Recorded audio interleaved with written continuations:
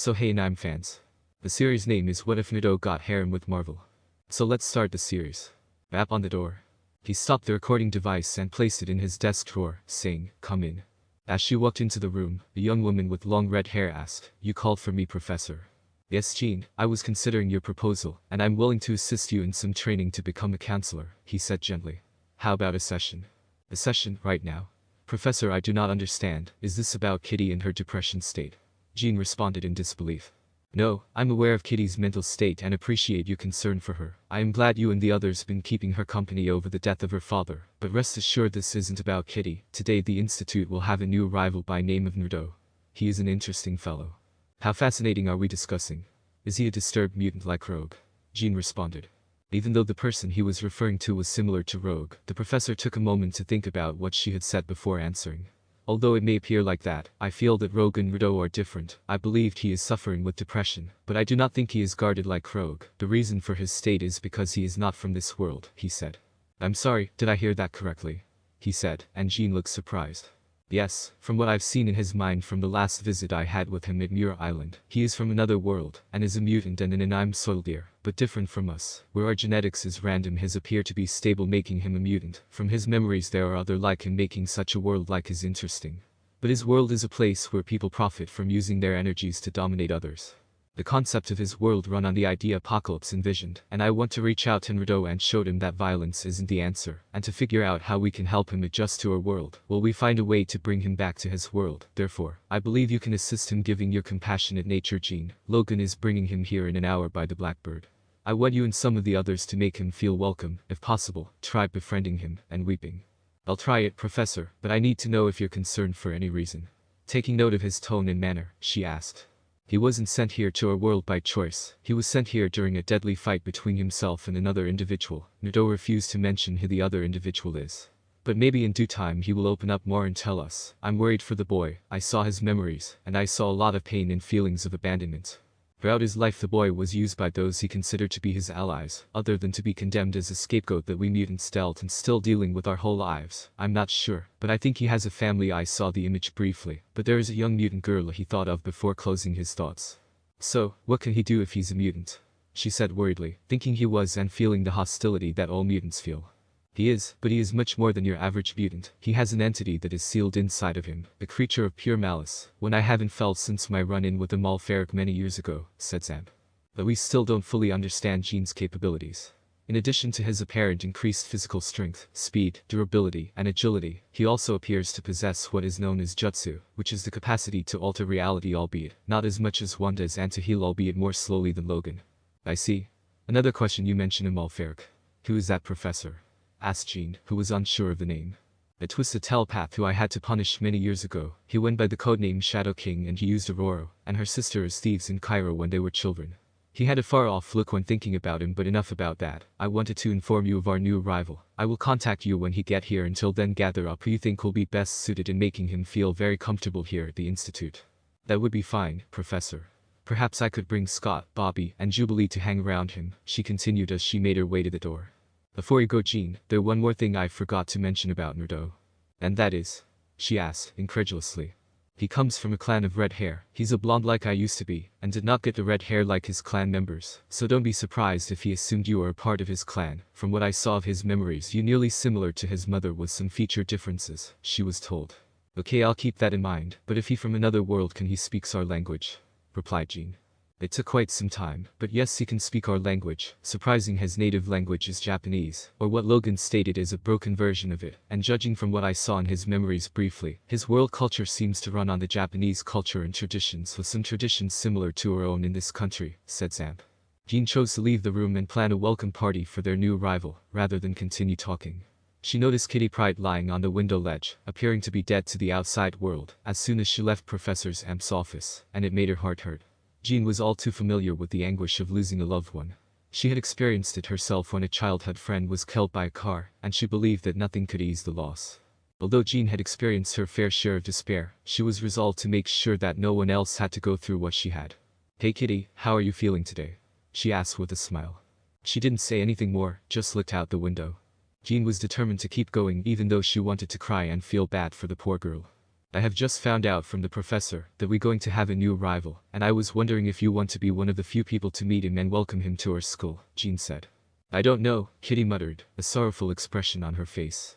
Don't be like that, and aside from that, he is a ninja from another world where mutants and humans coexisted, she said, seeing Kitty's eyes slightly enlarge. As Jean's smile expanded upon realizing that she had convinced her to meet him, she said, wait, what? She mentally congratulated herself on her achievement. The Blackbird is currently en route to its destination. Naruto is currently sitting at the far end of the chair in the Blackbird, watching birds fly by idly. He is dressed in black trousers, black and white sneakers, and a black t-shirt featuring a cartoon black hedgehog face with red highlights in his spiky black hair. He seems to have lived through better times. Logan, who his enemies call Wolverine, is the man flying the aircraft. You okay back there, Fishcake? Logan asked, giving him a nickname based on the child's name. Naruto didn't say anything in response. You're not one of them, are you? Are you now a baby because you won't publicly state that I must exact retribution on those who made me feel bad every single day? Logan said, catching Naruto glaring at him out of the corner of his eye. Logan smiled to himself, knowing that the child still had some strength. The silent lone brooder type, which is for goth youngsters who want to whine about how the world pushed them around, and no one cares if they had lived or not, doesn't seem like you to me when we first met. If you ever need someone to trade some blows with, you can always ask to spar with me, but keep this in the back of your mind, I always hit back harder, bub. You talk too much, Naruto finally said, but maybe I'll accept our offer when I feel like it. Ooh, the kid is finally talking. You see, it wasn't so hard. You just need to open up some more and find the strength to move. It isn't easy, kiddo, that I know firsthand, but it must be done, otherwise it will destroy you. In this world, there is always somebody who has it worse than you. Believe me, bub, I would know. Naruto was distracted by what he was saying. What the devil do you know, anyway? You don't know anything about me, so stop pretending to know what I've seen, Naruto screamed at him. He lifted his right arm from the steering wheel and said, it's funny, that boy. In a matter of seconds, his claws were gone from his hands, down to his knuckles. You see this boy, people from a shady government did this to me and erased my memories. I don't even remember my real name, or if I have any surviving family out there. All I can remember is that I'm older than I look, perhaps in my 100, but no matter how much I want to vent and be mad about what was done to me, nothing is going to give me my old life back. I can stay mad at the world all I want, and probably bust some heads while I'm at it, but what good will that do other than make me feel a whole lot empty than before? Hatred is strong emotion. Sometimes we cannot truly escape our own hatred and want others to suffer. What I'm saying is, don't walk down that path. It will change you and make you into a monster. Believe me, kid, I speak out of experience. Naruto turned away and resumed staring out the window. He mumbled. He felt as though he had abandoned her and everyone else close to him, and even though he knew he was right, he couldn't help but feel empty. Take a nap, Spiky, because it will be a while till we get there, and knowing Chucky will most likely have company to greet you, said Logan. Ignoring him, Naruto continued to gaze out the window as he recalled a specific occurrence that had enraged him. He thought to himself, I'm stuck in an unknown world with no way to get back because of you, and you are entirely to blame for this. After an hour. In the hangar area of the mansion, Professors Amp, Dr. Henry McCoy, Jean Grey, Scott Summers, Jubilation Lee, also known as Jubilee, Robert Bobby Drake, and Catherine Ann Pride, are seen waiting for Logan and Naruto to arrive. Although Naruto seemed to prefer to be somewhere else, Jean stood behind her with Scott by her side to make sure she wouldn't leave, not as if it would help her because she could phase through them, but she was interested in the newcomer, and didn't want to disappoint anyone by leaving so soon. Logan got off the plane first and stated, I hope I'll be in time for the game. I heard Tampa Bay is a shoo-in for the Super Bowl. Logan, I've trusted our visitor is in one piece, Zamp said with a fake smile that concealed a sinister message. Chuck, said Logan, laughing, you should know me better. I didn't harm not one hair on Fishcake. Fishcake? Charles inquired as the others pondered. The conversation would have continued until the professor caught his attention, but before anyone could say anything, everyone's eyes turned to the plane's door, where Naruto stood looking at the audience, and Kitty was staring back at him, their hazel and blue eyes meeting. Good afternoon, Mr. Naruto, he said as he walked up to him in his wheelchair, and extended his right hand. Charles Amp is my name. He was not used to many people's physical contact, so he received the handshake with his own carefully. Welcome to Zamp Institute for Gifted Youngsters. Thank you, I believe, he replied, unsure of how to read the situation, and Zamp saw his hesitancy and decided to introduce the other people present. Allow me to introduce you to everyone present. To my right is Dr. Henry McCoy. Naruto turned to face a tall, blue, furry man who appeared to be a beast ape-like. Nice to meet you, mister, but you may call me Hank for short. My codename is Beast, but I'm anything but a mindless beast. You will find that I am quite intelligent. If there anything wrong with you physically, please seek me out because I am the school doctor, he said with a modest bow. Naruto said, likewise, unsure of Hank's introduction. These are some of my students. We have Jean Grey. She will be working closer with you along with me and Hank during our scheduled sessions, Zamp explained, introducing a beautiful red-headed young woman. Naruto was astonished by her appearance, and would have been offended if the professor hadn't told her about Naruto's clan. Scott, on the other hand, was not briefed on the clan's appearance, and he demonstrated his disapproval by folding his arms. As he gave some details about his clan, he expressed regret. I'm sorry.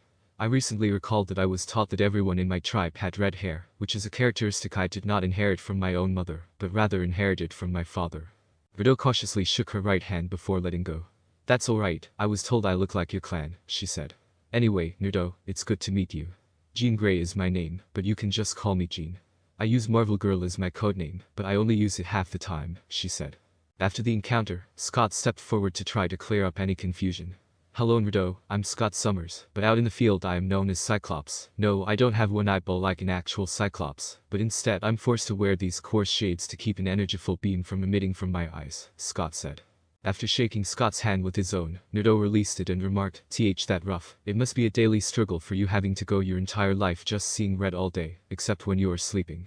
Everyone smiled when Scott said, Tell me about it, but if I didn't have good friends in my life, I would have lost it a long time ago, but Jean was the one who smiled the most. It's my turn. Hey Naruto.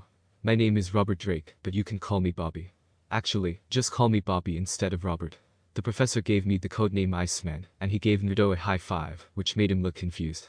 Bobby's straightforward approach to introducing himself to Naruto caused everyone to roll their eyes. So that means your Jukai Kekai is based on ice? Asked Naruto. Bobby said, I'm sorry, Jukai, with a face that suggested he didn't understand. What at the same time, the professor clarified, he means mutant energies, which is another way of saying people born with special abilities. He pointed at Hank, who rolled his eyes at him, Jean, and the professor. Oh, my bad, and yes, I have control over cold manipulation and able to freeze things, if I wanted to turn my whole body into ice. Plus I can never feel cold during the winter season or cold environment. I'm a walking air conditioner. If you want, I can show you around the school for some fun when you're bored hanging around with the eggheads, he replied. Zamp said Robert, in disgust of the comment, and Bobby gave an embarrassed smile for using such a name.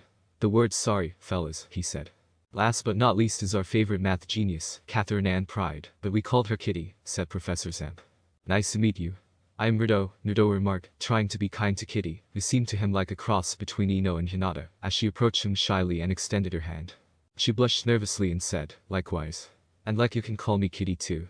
I mean if you want to, you don't really have to, but you could. The other people watching were smiling because they had seen that she was anxious and had been feeling down lately. Perhaps he would be the one to help her regain her empathy and help Naruto in return. Naruto let go of her hand when she realized he was holding it. He moved his head away from the girl in front of him in his awkwardness, but his face blushed a little, so he didn't do it to upset her. It okay? Was his response. She responded, still flushed, I hope we become friends, because the professor gave me the codename Shadowcat. I almost forgot. Yes, I'm sorry, but what are these codenames? He replied, his expression now bewildered. You told me that this school is for helping people who are different, and I know you didn't lie about that because I could have told, he said. I'm glad you asked because the codenames are to protect my students when they are out in the field. You see, I believe in a dream where mutants such as myself and few others can coexist with normal humans, but there are some people, mutants and humans alike, who want to cause chaos through force and violence. I formed a peacekeeper team to protect fellow mutants and humans to teach the misguided that there is another way to bring peace without resulting to violence, and I have named this team the X-Men, Zamp replied. According to Naruto, so, you fight for Kekai Jinkai rights in a world that hates, fears, and hates you. Zamp said, that's right, gesturing for everyone to follow him, but I think we should continue this conversation in my study where we can be more comfortable. A little bit later, in Zamp's office. The other X-Men who followed them are also inside the office, with the exception of Wolverine, who said he just remembered he had a crucial task to finish outside the estate, and did not specify what it was. Naruto is sitting in a circle with the Professor, Beast, and Jean Grey, who is only observing the conferences. When we last met, you said that you were from a world where mutants like us are in charge and live alongside normal people. Is this correct? Zamp asked. Kitty was intrigued by Naruto's reply. In a sense it is true, but not all nations welcome people with special gifts. The village I come from, people with special abilities are praised and respected. Hank asked, could you clarify what you mean when you say in a sense? Naruto closed his eyes to think about whether he should tell them more about the history of the secret mist hamlet, but then he opened them, and decided to tell them just enough to see how they would react. There are nations who fear people with Kekai Genkai because they've been in longer war with them, and saw the horror that brought forth with people who have special gifts. My village would embrace people like you, because your abilities would be very resourceful. Now people who resemble animals and demons, and act like ones, would be feared and outcast, probably hunted by the population, Naruto said while looking directly at Dr. McCoy, and telling him the truth. After noting some of the information he had just received, Dr. McCoy wrote, I see. So mutants with extraordinary appearances act violently, and do not meet the requirements of what are considered normal in your world also. His mind wandered back to a time when everyone who looked different stood out the most. I have met and fought a man who looked like a humanoid shark with gills, and I fought him, he continued. What is deemed normal looking has certain exceptions. A few people were either born with extra body parts or were able to change their appearance. How were they treated? Asked Zamp. To be honest, it is hard to answer that because each nation treats their people differently. If I was to guess, they probably were mistreated on a daily basis, but because they fought for their country and were a strong factor in the military branch, they most likely were respected with fear. For instance, Konoha had many legendary people to make an impact in my world. We had people like the Senju brothers and the legendary Uchiha. Hashirama and Tobirama Senju, who was the founders of Konohagakure, was a clan based on the energy of life and nature. However, it was Hashirama who believed in a world where peace can exist, that people can put aside their differences and work together as a unity. Madara Uchiha, who was a childhood friend and enemy, he believed that might and energy will bring peace to the world and end all conflicts. Like any misunderstanding when it comes to two different beliefs, Hashirama and Madara turned on each other and fought each other to the death, a battle that Hashirama had won, and Madara had lost his life. Except Madara faked his death, Naruto said, anger in his tone. When Scott heard that, he flinched since it reminded him of Magneto, and when he tried to picture this Madara man. He had caused more problems for your people, didn't he? Jean, who had been silent up until this point, found Naruto's tone odd recalling Magneto, and how this Madara person reminded her of him, she asked. I'll go into for now, but this stay between us. I don't know if you guys ever dealt with someone who in their twisted mind believed their ways is just cause, and they would have instigated certain events to prove their point, just so they can have followers believe their cause. Yes, we are familiar with people who think on that mindset, Zamp spat out, erasing his memories of Magneto and his actions. From what I had gathered and understood of the situation 92 years from his battle with Hashirama, Madara manipulated one of Minato Namikaze's former students. He pulled him off to the deep end by creating fake ninjas that were disguised as enemy of Konoha at the time. Those ninjas had captured a female teammate of the manipulated male student and set it up where she got killed by the other teammate, and to make matter worse, the manipulated male known as Obito Uchiha watched his female teammate, and who happened to be his crush, killed by a teammate he considered his best friend rival. Obito went nuts and believed in Madara's views that the world is filled with injustice and need to be cleansed. Madara soon died knowing Obito will find a way to bring him back to life, but younger and in his prime. Wait a minute, is that possible? Said Bobby. Are you telling me that this Obito guy can bring living things back to life? Is he associated with this Senju clan? Dr. McCoy interrupted. To answer both of your questions, no. Obito doesn't have the energy at the time to bring people back to life. Someone else brought Madara back to life, and he was working with Obito. Second, the Uchiha and Senju clan may have been longtime enemies, but they are distant cousins due to their founders being brothers and enemies, Naruto said. I think that's a tale for another time. Now tell me about yourself. Zamp folded his fists and made the assumption that yes, Obito went on to manipulate a guy and woman named Nagato and Conan of the Hidden Rain village. He did this knowing that Madara had used Nagato as a boy to implant the legendary Taijutsu. The Rinnegan Eyes energies, has access to a multitude of abilities, such as the potential to master all 5 basic nature transformations, and the capacity to use any technique. The Rinnegan allows the user to see core energy, including the core energy points within the body, as well as otherwise invisible barriers. The Rinnegan's trademark energy is the 6 Paths technique, which grants the user multiple abilities. The Diva Path can be used to attract and repel targets. The Asur Path can clad the user in mechanized armor, and grant them various weapons. The Human Path can read minds, at the cost of ripping out the victim's soul. The Animal Path can summon various creatures. The Preta Path can absorb any core energy-based ninjutsu, and even from a person's body. The Naraka Path can summon the King of Hell, which can be used for interrogation and restoration. In addition, the user is granted the Outer Path, which gives them control over life and death. There are other ways to bring a person back to life, and they are considered dark jutsu or magic in your term, but that was the reason he wanted to control Nagato. Nagato, after losing his best friend and teammate, went from fighting in the name of peace to wanting the world to know true pain, so that conflict can never happen again. He went as far controlling dead bodies for his Rinnegan, while he controlled his best friend body, and renamed himself Pain. Obito stood in the shadows while Pain did his bidding, and put together a group called Akatsuki, which meant Red Dawn. The Akatsuki's goal was to capture 9-tailed beasts that were sealed away in human hosts, and create a weapon among them to unleash upon the world. But that wasn't Obito and Madara's goal. They believed in merging all the tailed beasts into a creature called the 10-tailed Jubi, and using the 10-tailed energies, it could cast a dreamlike illusion on everybody, making their dreams come true. However, their health will start to diminish each day, under the influence of the Jubi's energies. I am one of the hosts of the tailed beasts, and yes, the Akatsuki did came after me on numerous occasions, but I kept fighting back until they were all gone. But that is a story for another time. Kitty seemed deeply troubled by what she was hearing, her hands over her mouth in shock. There's a lot to take in, and I'm grateful that you shared this information. Thank you. Wait, Professor. Something about this information is bothering me. Naruto, you seem to be pretty good at Obito Uchiha. What is your relationship with this person? Dr. McCoy asked, interested in the connection and feeling increasingly uneasy. Minato Namikaze, who later becomes the 4th headmaster and sealed the 9-tailed fox inside me, was my father and Obito was his student, Naruto said quietly and calmly, but his words were heard, and the room fell silent. He closed his eyes and took deep breaths, wondering if he wanted to tell them about his relationship with Obito, but considering how much he had already revealed, he decided he might as well move on. Charles Amp closed his eyes and took a pensive position. Jean was the first to cover her mouth to hide the small grabbing sound she was making, but it was Dr. McCoy who startled the two, for he seems the most eerie of the two, and if the movement of his body was any guide, he must have seen a ghost. Oh, my garter and star, is this the expected appearance of the mutant type speaking in a tremulous voice? He cautioned those outside the room. My God! Scott exclaimed startlingly.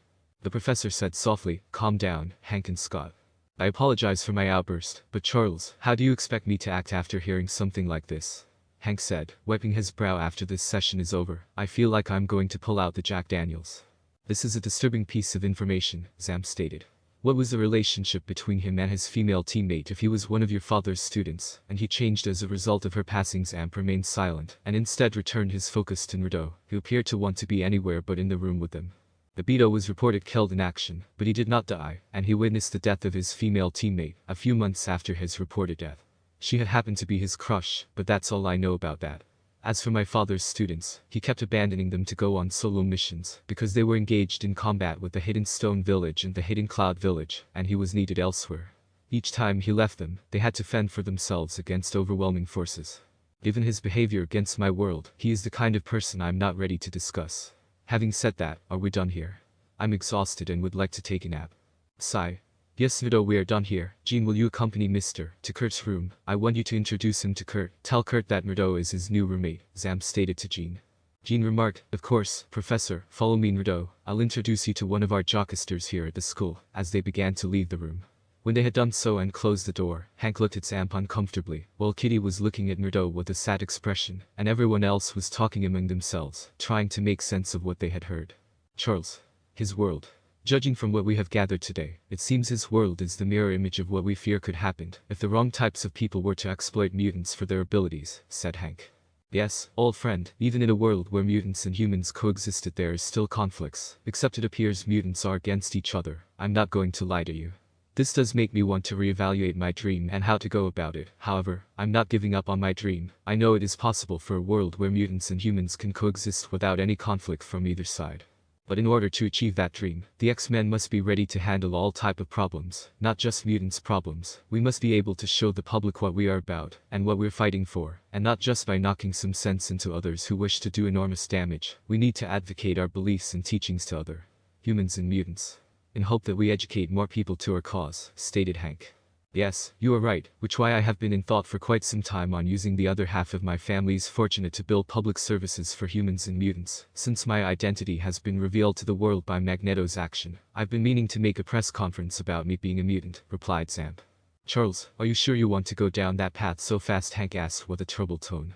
In order to have people to trust the X-Men in my dream, I need to be willing to do my part and come forth that I am a mutant, so that both populations can understand what is at stake. Hank, I understand your concerns, but this must be done. I have been silenced for too long, plus the other students will be glad to hear that we will be helping both populations very soon.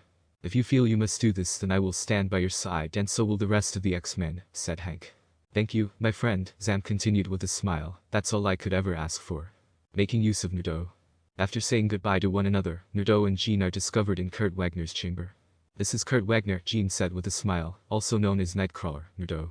Man. Kurt's accent indicates to other characters that I might have Gambit talk with a Cajun accent, because I can't write in German. Hello Naruto, I'm Kurt Wagner, but you can call me Kurt, he said, waving his hand. I've been hearing a lot about you at school. Oh yeah, he responded, a little taken aback by Kurt's appearance. Jean remarked, wait a second, how would know about Naruto so quickly? While folding her arms in a maternal way, Kurt stroked the back of his head and smiled a little. Jean, you know how fast news travel, plus Bobby was able to tell me quickly before he went to go meet with him. I'll deal with Bobby later, but right now Kurt. Naruto is from another world where humans and mutants live together. Professor Zamp entrusted you with him as your roommate. Try to make him feel comfortable and show him around the school when you can, Jean responded. Sure thing Jean, you can count on the fuzzy one. Jean spoke to Kurt using her psychic abilities, saying, also, try becoming his friend but take it slowly. Naruto had been through so much in his life where trust is an issue for him, so I was informed, and from what I understand he holds that in high regard. What happened to him? Jean said, I'm not allowed to say, but maybe in time he will share his past with you, as she wrapped up her telepathic conversion with Kurt. For the time being, keep in mind that he may not appear to be a mutant ninja, so don't push him too hard. Be extremely careful because the world he comes from is built on ninjutsu tradition.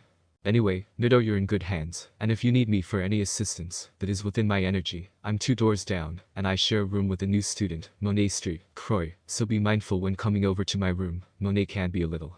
Prima donna was completed by Kurt for Jean. Not the word I was looking for, but yes, her childhood has consisted of pompous and a rich girl lifestyle. From what I understand, she is the favored child of her father, and his prestigious position as the Monegasque ambassador to France. Jean replied. Suo, she thinks she is a princess, and everyone is beneath her, Naruto said, reflecting on a particular person in his life. She sounds like a know-it-all who takes advantage of her father's notoriety to make herself seem important. Even though Jean rolled her eyes, she couldn't help but laugh at the idea. Maybe we could tell the professor that should be Monet's codename instead of M, Kurt said, grinning as he held his side. Wow, you are being too nice, Naruto, but yeah, I like that you called her a know-it-all. Hey Jean, he said. Yes, Naruto, she acts like that, but I believe that a mask she is wearing. From what I understand, she never had any real friends except for her father and little twin sisters. Just try not to judge her too quickly. She might surprise you if you happen to meet her around the school, Jean told Naruto. Jean left the two to their own devices, and Kurt went to his television and took 2 video game controllers, giving one to Naruto, who gazed at it, as if it were the most fascinating thing in the world. She grinned and said, anyway, I need to go see the professor again before I hunt down Bobby, and give him a lecture he will never forget. What is this? Naruto asked, unsure of what he was looking at in his hands. No, please tell me you're not serious. Kurt asked, looking shocked. No, I'm not kidding. What did you give me? Naruto held it up and examined the controller and its connection before asking, what is a Sony and what is this symbol on the middle? It's the greatest development in the history of the gaming business. Would you kindly let me know if you own any video games from back home? Kurt asked. Look, I didn't mean it like that. These are controllers to a video game console called Sony PlayStation 2, and it's one of the main hypes for today's generation. I just figure you wanted to relax and play some fighting games with me. I have a game called Tekken 4, and I wanted to know if you played that game, Naruto said while staring at Kurt. Kurt became aware that he might have overreached himself. Thank you, Naruto said as he tried to hand Kurt back the controller, but I'm not really in the mood to play any video games. Kurt grinned and said, hey Naruto, how about we play a game together for a little while? If you don't like it, I'll leave you alone. According to Naruto, sigh. Fine, but just one game. Making use of Kitty. Kitty returned to her room with a plate of turkey sandwiches and a bottle of water, lost in her own thoughts about meeting Naruto and learning specifics about him and his environment. What am I doing incorrectly? Why must I act that way in front of him? I shouldn't have acted that way around him, despite the fact that he is gorgeous. What's wrong with me? It's not like I'm in love with him or something. She was the least suspicious and blocking her way to her chamber when she bumped into someone, interrupting her thoughts. Maybe his life to date has made me feel sorry for him. When she looked up, Gambit was standing in her way, his back to her. Oh, I'm so sorry, Petite. I didn't realize you were there, he said, nodding his head back at her with a smile. She said, annoyed and aware of the answer, why are you blocking my way by standing here? In fact, I think I could predict what the answer is, she said. He smiled, turned back to his observation, and remarked, oh, I'm just enjoying the view of true art. The voice inside the room said, it sounds like he's bothering me a lot right now and won't go away. Normally, Kitty would keep to herself and say nothing about the situation, but this time she wanted to stir things up a bit, so she smirked as she passed him while holding her lunch and headed toward her bed. She shakes her head a little, since it's normal for her to see Remy hanging around her room because of her roommate. Rogue was not amused, but her face flushed slightly when she said, oh Rogue, don't be a negative Nancy. I think it is cute that your boyfriend wants to spend time with you. Remy, who was still smiling, found it amusing that she was blushing because he genuinely cared for Rogue and wasn't ashamed to show it. Rogue got up and went to Gambit, grabbing the doorknob. She said, "Okay, you've outstayed your welcome today, time for you to go swamp rat," but he held his foot in place to keep the door from closing. With a sly smile, he continued, "Ah Rogue, before I go, how about we kiss each other on the lips?" Not even funny. Get, I say. She tried to close the door and said. Gambit gazed back at her and kissed her gloved hand. "I apologize for offending my lovely woman, and if you would accept my apology, I would make it right by taking you to that little soul food restaurant you love so much. What do you think, Cheer?" Gambit asked. After Rogue looked at a smirking Kitty for a minute, Kitty whispered, "I'm sorry Rogue. I don't think Remy heard what you said, and I don't think Ant-Man could have heard what you just said now." Rolling her eyes, Rogue said, "Fine, but it's 7 p.m. and no funny business mister," before turning back to Gambit. "Why Cheer, I am hurt. Are you implying that I'm some playboy who takes advantage of a beautiful lady?" he questioned, pretending to be upset. After finally removing Romeo's foot, she quickly closed the door and said, "Okay, Romeo, it's time to go, and I won't dignify that with an answer." "Oh, he's such a charmer. You got your work cut out for you with that catch," Kitty said, half laughing, half snickering. "No, I don't, because that boy is the devil in human skin. His words are too smooth like butter, but that isn't any of your business. With you joking on me, I'm guessing you feeling a little bit better now." "A little. Like I'm still saddened by my father's death, and it pains me that there is nothing I could do that can resolve it. I hate feeling energyless, but I'm coming to terms with this little by little. I have been speaking to the professor whenever I can, and you guys been trying your best to cheer me up. Which I thank you guys for being my best friends and being there, but I don't know how to move on from this just yet," Kitty said while sitting on her bed with her legs crossed. "What about your mother? Have you talked to her?" asked Rogue. "Occasionally I have spoken to her, and she is just as tore up like me. My mom wanted me to come home so we can talk about my dad. I've been meaning to give her my answer, it's going to be a yes, but I don't know if I can give a speech at my father's funeral just yet," she said while munching on her sandwich. Rogue took a seat beside Kitty and asked, "If it's okay with you, may I ask when the funeral is?" "Next month on the 4th, Kitty replied. "And Lance, have you talked to anyone, including the people you two split up with?" Rogue asked. "I did, but he barely had much to say.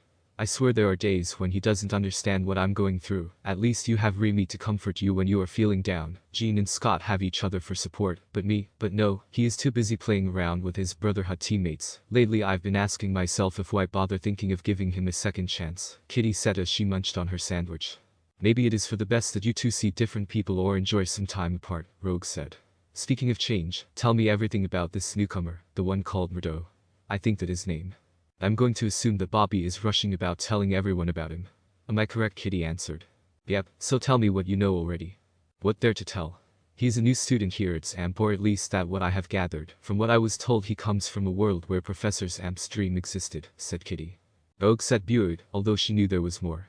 "His world is based off the culture of Japan, and apparently he is from a village full of ninjas. The professor has been seeing him for months at that island.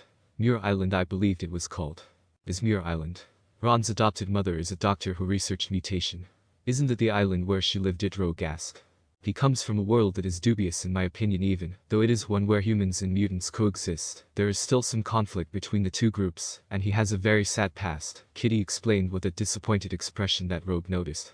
"Yep, Dr. Moria McTaggart, Naruto is living with Kurt, and I'm pretty sure Jean is going to ask Kurt to show him around the school," Kitty said. "He reminds me a bit of you, therefore I think you should meet him." When Rogue realized what Kitty was saying and saw the sad look on the little girl's face, she sneered and decided to get even with her for making fun of her in front of Remy. "So, how does he look?" "He's about Scott's height, blonde spiky hair, these beautiful blue eyes, and get this, he has these cute whisker marks on his face. I mean they aren't really whiskers, but from far away they look like whiskers. He kind of have an accent, but that to be expected, if the intel on him is correct. But that pretty much it. He is quite a looker, but I don't know if he is here as a new member for the X-Men. That is something I want to ask the professor when I get the chance to," she said with a blush and laughed. Kitty looked at Rogue, trying to understand why her roommate was laughing, and she laughed for a few good seconds before calming down and wiping away a tiny tear. "All right, I understand now, but tell me, is he big, thin, or really muscular?" she asked, grinning mischievously. When she finally understood what Rogue was doing, she felt embarrassed. "Oh, he is between average and muscular. Wait a minute. He is neither obese nor slender." Rogue said, "It doesn't like what?" while acting innocent. Her cheeks were clearly flushed as she said, "Oh, you are cunning and evil. You're getting back at me because of the teasing a few minutes ago." "Maybe," smiled Rogue. "Going back with NRDO and Kurt." Kurt grinned and said, "You know, for someone who only wanted to play one game, you sure are into this more than I can hope for." In contrast to Kurt's Jin Kazama, Naruto picked Paul Phoenix, declaring, "Oh, shut up and play already, I'm not losing again to that emo with the duck butt hairstyle." In response to Kurt's observation that Naruto required additional practice with Paul Phoenix, he said, "Oh, my friend, this will be good. And in time you will be able to play with that character. Hey. At least I can now readily understand Whirring. My friend, Whirring is an easy character to master. You want real skills with the character, you should use the following characters and learn how to play with them. Xiaoyu, Paul, Yoshimitsu, King, Jin, and Brian Fury are characters you want to master. In my opinion they are tough, but also worth the effort to master." And my friend was game. I win once again. Putting the joystick down gently and folding his arms, Naruto muttered, "I don't like the Jin character, and I hope he lives a lonely life." In response to Naruto's behavior, Kurt laughed and said, "I highly doubt he will be alone much longer. He does have an unofficial girlfriend, and that is Xiaoyu." Naruto shook his head and mentioned a particular individual, stating, "The emo guys with the duck butt hairstyle always get the girls, but it can be so cruel at times and disheartening." Well, I don't know about the duck butt part, but you are right about certain types of guys that get all the women. Unfortunately, we have that here in its amp. If you don't believe me, seek out Remy Lebeau, Warren Worthington, and Peter Rasputin. They are the handsome men of Zamp, and mostly every girl wants them, except Remy and Peter are in a relationship already. Remy dating my sister Rogue, I think, and Peter dating Monet. Is it possible for someone to tolerate her, let alone date her? Naruto asked. Peter has patience. A lot of patience. When it comes to female in general, he may look intimidated, but he is a nice guy when you get to know him, and he is quite a painter. I think that why Monet likes him is because he is a patience guy and an artist, but that what I'm assuming. Listen Naruto, if you ever meet Monet, no matter how much she pushes your buttons and she will my friend, do not pick a fight with her, because she isn't like any normal mutants around here, advised Kurt. Why? She has Wakeke Genkai, Naruto stated, looking interested. Keke Genkai? What is that? Kurt asked, his expression vaguely stunned. Naruto rubbed the back of his head in embarrassment and mumbled, "Sorry, Keke Genkai means abilities passed down genetically within specific people or clan," completely oblivious to the fact that few people in this room would know what the term meant. "I'm sorry, but what do you call people who have these Keke Genkai? You people have a more polite phrase than mutant energies." "Humans. Simply humans. In my world, people were solely classified according to their abilities or methods and the clans they belonged to. For instance, if you and a family member had the same abilities, what is your Keke Genkai?" As he continued, he noticed Naruto's shocked expression before it disappeared. "I can teleport and climb up walls, especially sticking to them like a spider. But I have to visualize where I'm teleporting, or else I would materialize into a wall. I can't teleport far, even though I could, but it would be too exhausting." "What's wrong?" It's nothing, you just reminded me of someone with that ability, but moving on." Kurt rubbed his chin with his fingers and nodded his head in agreement. "I think I can live with that. But Rogue wouldn't go for it," he admitted. Why? Naruto asked. "Yeah, she my big sis, but she was adopted. But she is still family to me. You might see her soon, and let me tell you, she can be a bit of a wild child. Also, she wears a lot of goth clothing, and you have to be careful around her because she has no control over her energies," he said with a tearful face. "If she was adopted, what are her energies?" "She has the ability to absorb people's life force with their memories and energies if they have any. Her energy is always on activate, and it works through skin contact. That's why I said you must be careful around her. She may come off as an antisocial problem child, but she means well in her own way, and once she warmed up to you, she is willing to give up her life in order to protect her loved ones." "She sounds like Gar," Naruto thought to himself after briefly looking down. "Well, what was that?" Kurt said. "Nothing, just thinking out loud to myself," as Naruto shook his head. Kurt decided not to look into the matter more for the time being, even though he suspected there was more to what Naruto was leading on. Sigh. "Sorry for jumping off the topic. As for Monet, her energies are particularly of many. She has possessing superhuman strength capable of lifting automobiles and snapping streetlights with ease, as well as superhuman physical attributes like invulnerability, agility, dexterity, speed, reflexes and reactions, coordination, and balance." Dr. McCoy stated that Monet possesses a superior excellent rating in all human physical categories. She is virtually invulnerable. At least enough to withstand common firearms at long range and direct blows of the vastly more energyful Hulk, and even has a healing factor, allowing her to heal and recover from wounds much faster. Her healing factor also makes her more resistant to toxins and disease, and possibly also the aging process. However, it seems that her invulnerability is psionic to some extent. Monet also possesses telescopic and night vision, as well as superhuman acute hearing, and it is possible her other senses are also enhanced. She has perfect memory and superhuman intuitive skills. In addition, she also a telepath with the ability to read minds, projects her thoughts into the minds of others, and defensively masks her mind against telepathic intrusion. She has limited offensive capabilities, such as mind control, and the ability to manipulate the memory of others. The range of her telepathy is generally limited to within a few feet of her person. Furthermore, Monet also can view mutant auras. Oh, and one more thing, she formidable in hand-to-hand combat, and is of genius-level intellect. It is unknown whether her mutations adhere to her intelligence. Well, that what Professors Amp and Drive McCoy explained to us. That was too much information, but she sounds like some type of secret weapon. I can see why you said don't pick a fight with her, but if she doesn't piss me off too well, then there shouldn't be any problems. Kurt said as he stood up and turned off the PlayStation 2. Well, I hope so. In any event, would you like to grab a bite to eat? I'm getting hungry, and now would be a perfect opportunity to show you about. What say you? He continued after Kurt had left, saying, yeah, I'm kind of hungry myself. Lead the way, Kurt-san. Where Los Angeles is. A mutant young girl is running over the railroad to catch a fast train, and a man brandishing a harpoon is after her. Come on, Tommy, you have to catch this train before he catches me. The poor girl looked like a bat out of hell, the man observed. Just a little bit farther. I'm a coward for not giving you the gun instead of running away, Richard. Please pardon me. She begged, her eyes welling with tears. The girl, now known as Tommy, started to use her energies to change into a two-dimensional entity as she got closer to the train, and she scuttled through the gap in the closed door, barely escaping the final harpoon that was aimed at her neck, and the man who was chasing her halted his rush and smiled. He had touched a button with his fingers at his left ear, and he purposely missed her by throwing his harpoon a few inches near her, as if it were game. This is Harpoon. Birdie is heading back to New York, awaiting further orders. Copy that, Harpoon. I will let the master know, over and out. Roger, that he whispered, then turned and walked away, whistling a tune. Going back with NRDO and Kurt. Right here we have the living room. This is where we can kick back and watch some television. Mostly you find Bobby or Jubilee. Speak of the devil, hey Jubilee, come here for a second. Jubilee turned to face Kurt when he called out to her, and she moved away from the couch toward Kurt and Naruto. She gave him her whole attention as she answered, Jubilee, yes, Bobby told me about him. It's good to meet you. Although my name is Jubilation Lee, you may just call me Jubilee.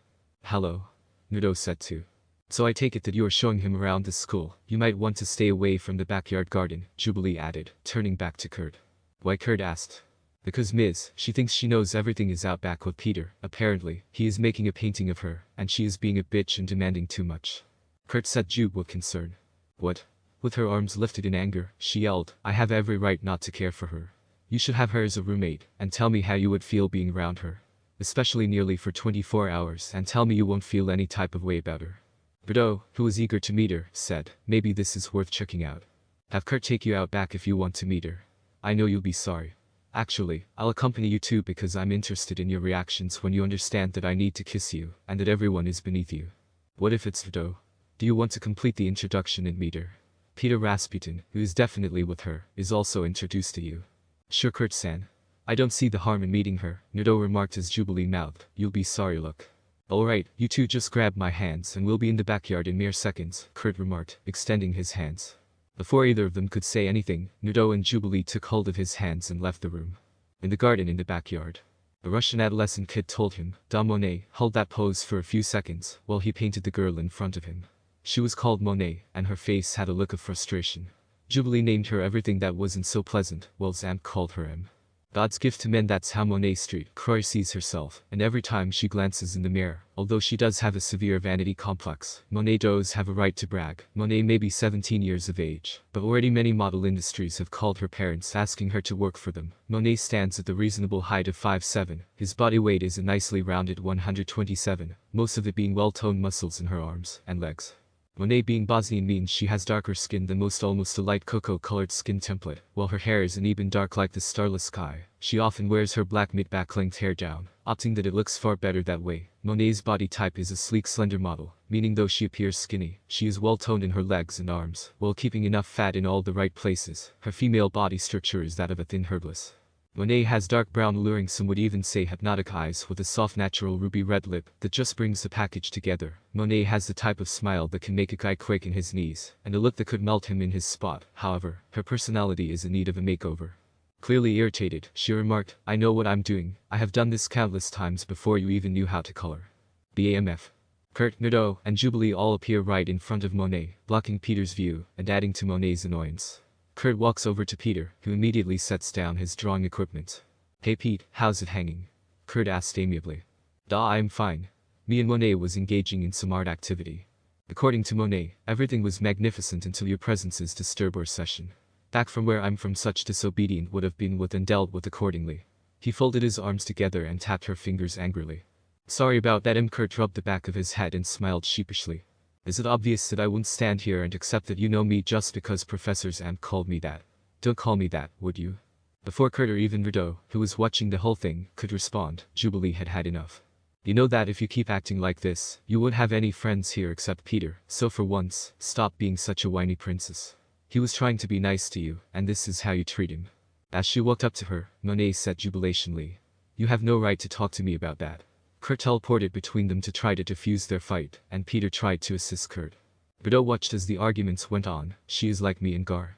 She acts like this, in order to cover up the pain of loneliness, and this girl Jubilee does not see beneath the underneath. Can this world be just like my world? No, even if this world is somewhat similar to my world, I cannot get too comfortable staying here. I have to find a way to contact Kasumi and let her know I'm okay. I must find a way to get back to my own world.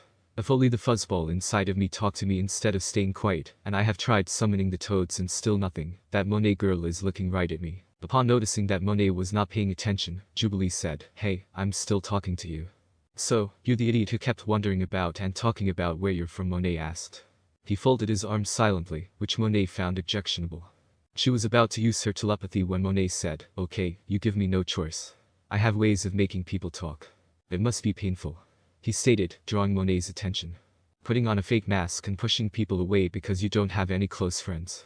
"What did you say specifically?" Monet stepped back in surprise. "I know the feeling, but pushing people away can lead you down a further dark road, where you may never come back from. You should try opening up more, because having those precious to you can give you strength to make it through the day." "Kurt, I meet you back at the room," he said when he left the residence and came back. Jubilee asked, appearing puzzled, "Hey Peter, Kurt, what do you think the whole thing was about?" Kurt said, "I do not know," sharing Peter and Jubilee's curiosity, with the exception of Monet, who said nothing and watched Naruto walk away. Back in the mansion in the living room.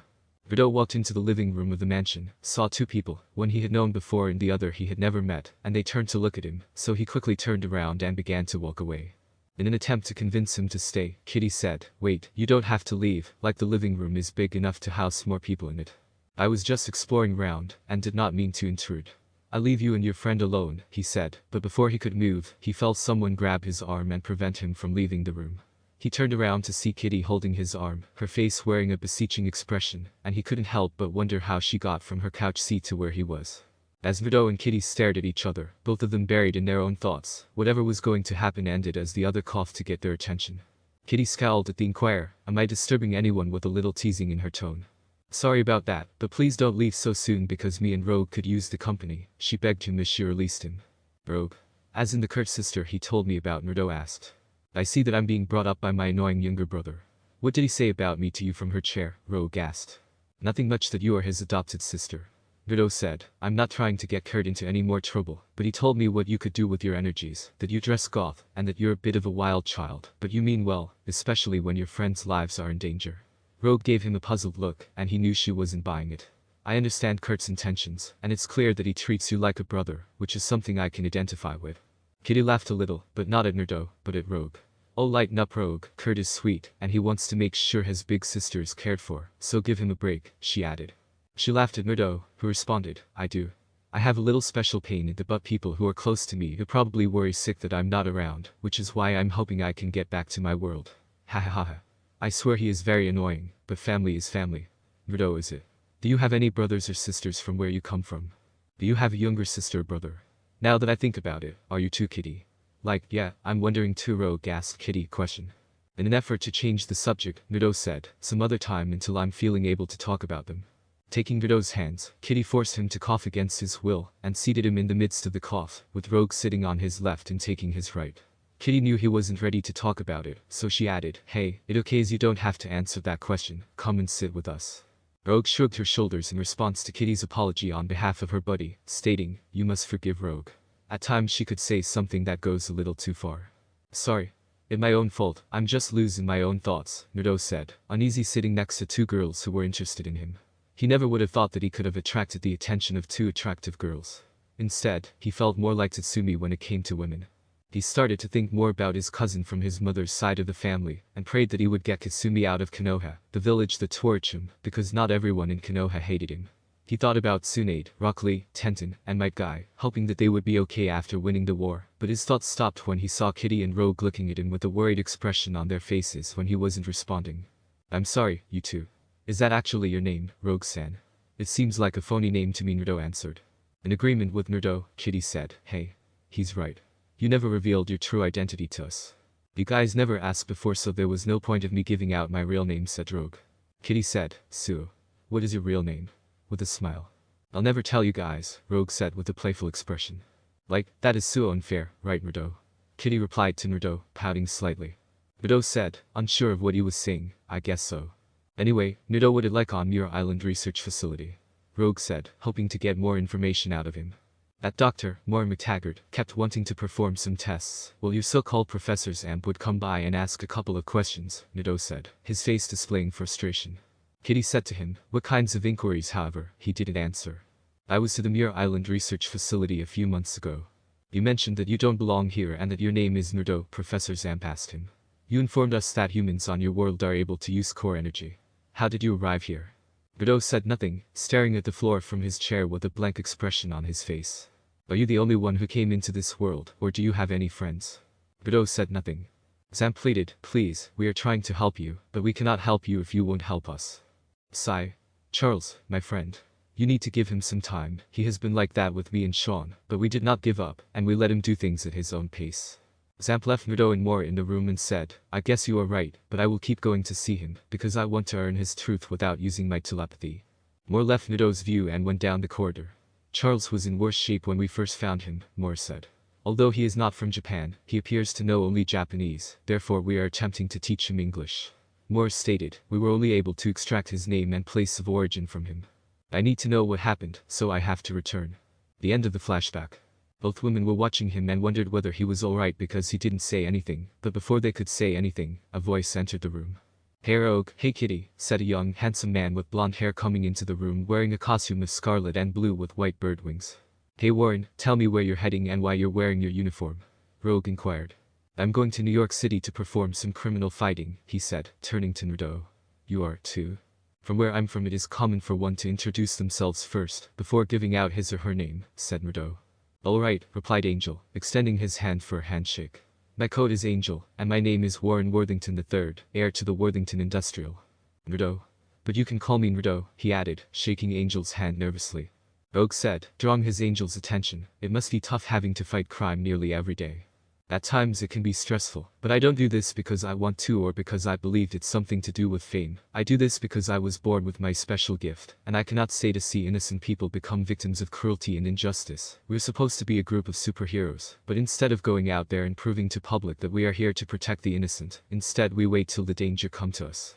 Warren said as he headed towards the artwork with the others in view. You're actually right, I remember Scott saying the same thing, but Rogue interrupted Kitty as she attempted to explain, stating, but the professor shot that idea down fast. I'm not going to lie, I wonder why he won't let us go out there and do our part to help. I have been advocating for us to do some hero work, not only for mutants, but also non-mutants, but the professor keep evading my request. I'm starting to think that this was a bad idea in joining this team. Doesn't the old man want you all to go out and assist others? Naruto asked. It's hard to say. He wants to prove that mutants and humans can coexist together, but I remember a time when me, Kurt and Scott have saved a school bus with children from a car nearly crashing on top of them, and the professor freaked out about us being exposed as mutants to the world, Kitty replied. Were all of you exposed as mutants? Kitty was asked by Naruto why these individuals continued to refer to themselves as mutants. His upbringing prevented him from ever referring to a member of the powerful Konoha clan as a mutant, since doing so would have inevitably led to bloodshed. Naruto felt a part of the Demon of the Mist, and how he had embraced his title, but he just could not comprehend why these people would give themselves such a terrible term. If that's the case, why attempt to prove yourself to a world that fears and hates you? Only the people you care about are important. Oh yeah, but not because of that incident. More like Magneto had made sure the whole world knew about us, Kitty responded. Who is this Magneto, and what has he done to expose you guys? Naruto asked Kitty. Rogue responded, boy, you have a lot of questions about one that we don't know a lot about. Kitty mockingly exclaimed, Rogue. I'm afraid, Petite, Cheer is right, Gambit said as he walked into the room, and Rudo and everyone else turned to look at him. Rudo saw everything about Gambit's appearance, including the way he spoke, and his eyes widened in fear, and everyone saw his reaction. He slowly got up from his seat and went up to Gambit, who cautiously stared at him and reached for his cards in his coat pocket to make sure that things wouldn't get out of control. Warren watched Rudo closely to see if he was going to put his friends in danger, because even though he doesn't like Gambit, he does see him as a teammate and would step in and put an end to a fight as soon as possible. Rudo said, your eyes. In a hateful tone. Gambit said, still watching Rudo's behavior. Your eyes. Rudo murmured as Kitty tried to hold him back. What about my eyes, Whiskers boy? Gambit said because the new guy he was hearing about was acting strangely toward him, and he didn't like it. Rudo studied Gambit's eyes more closely without uttering a word, and he recognized that, despite their little resemblance to the Sharingan, they were not the Sharingan. Sorry. It's just I know some people with eyes like your own. Except they were not good people. Sorry for offending you. Yes, of course, see you guys later. Apology accepted. Cheer let leave now so we can get some good seat, Gambit stated as he escorted Rogue out of the room with him. Warren tried to diffuse the tension by saying, well, this was an interesting turn of events. In a place unknown. When he reached the end of the long, dark hallway, a man in silver armor with a semi-automatic rifle on his back opened the door gently and stepped into the room, taking a few steps toward the center before bending down on his knees. A figure sitting opposite the man, staring at him with disinterest, nodded his head, and the man in front of him began to speak. What are your orders, my master? One of the Morlocks was on her way back to New York from Los Angeles, and Harpoon informed us that he was now tracking her. We thought she was going back to the Morlocks. Gather the rest of the Marauders, make contact with Harpoon and follow that mutant until she led you back to the rest of the Morlocks. Your will is my command, master, the man said, getting up and heading off. Scarlet, wait. Yes, master. Asked the man now known as Scarlet as he turned around. Sabretooth, show yourself. The door opens, revealing Victor Creed, better known as Sabretooth, the X-Men's worst enemy. He did not, however, kneel, which enraged Scarlet. I've known this man for a long time, and he's always unreliable, but I never questioned your judgment, master. As Sabretooth smiled at him, Scarlet said. I miss you too, Greycrow. How recently have we battled together? Yes, you, Philippa, Jean-Luc, Fox, and I were in Vietnam. Do you still feel angry that I killed you back then? Sabretooth snarled with laughter as Scarlet took some metal from his armor and fashioned it into a silver-modified rifle. I trusted you during our secret mission back then and you turned on me and Philippa the moment we were losing the war. If it weren't for my healing factor, I would have been dead, Sabretooth said. So, what is Philippa's excuse for being alive and still looking young to this day awaits? She is going by the codename Marklight these days, replied Sabretooth. As he readied his weapon, Scarlet yelled, you bitch's son. Enough. At that moment, both men stopped and looked at the ghost, and Scarlet quickly kneed down in forgiveness. Said, Master, please pardon me. I have embarrassed you, and I am willing to accept my punishment. Put aside your hatred. You two works for me, and you two will work together, no matter the cost. Sabretooth, you have two agenda. 1. You will be the team tracker in locating the rest of Morlocks once you have met up with Harpoon, and the second agenda is to make sure Magneto does not know about his daughter. I'll make sure he never finds out about her, but he doesn't suspect anything. When we find the rest of the Morlocks, what will you do with them? As Sharptooth asked. Scarlet had risen from his kneeling position and stated, these mutants are the result of my experiments, but yet I did not experiment on them, with a resolute expression on his face. My tactics are being used by whoever is in charge of altering the Morlocks. I want the Marauders to kill every member, from adult to child, and then bring me their bodies so I can look into who is doing it. I don't mind murdering because it's my favorite pastime. But his aunt is an active X-Man, and one of the Morlocks is a former X-Man. His disappearance might cause suspicions, which would attract her and the other X-Men's attention. Should we also take care of this child, or should we ignore him inquiring of the mysterious shadow figure, Sabretooth? If that boy gets in the way, I want you to kill him. If the X-Men come for looking him, then we will deal with them. I would love nothing more than to meet them, when the time is right. Especially two X-Men. Both Marauders bent their heads and left the shadow figure alone in the chamber, his eyes gleaming red, a diamond-shaped mark on his forehead emanating a crimson aura. Going back with the NRDO and Kitty. During their TV news viewing, Kitty said to Naruto, you know your history that you disclosed to us, it was like nothing I have heard before. Truly I wasn't sure I was going to disclose that, but I figured why not and see how you guys can handle hearing that. But some you did well, it basically told me that some of you have experience dealing with things like that, Naruto said while paying attention to the reporter. Kitty remembered what he had said and nodded her head. Since the mutants' menace to humans escalated, she had been wondering more than ever what she wanted to accomplish with her life, and she felt sorry for Obito, despite the terrible things he had done. Naruto's loud snort in reaction to what he was hearing interrupted her thoughts. The man covering this story is lying. His statements confused Kitty, who asked, "What do you mean?" Naruto peered directly at the TV reporter, and Kitty gave him a close look.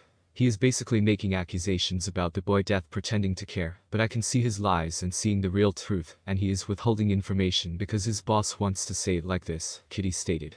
Naruto smiled back at her, taking up her concerns. Sorry.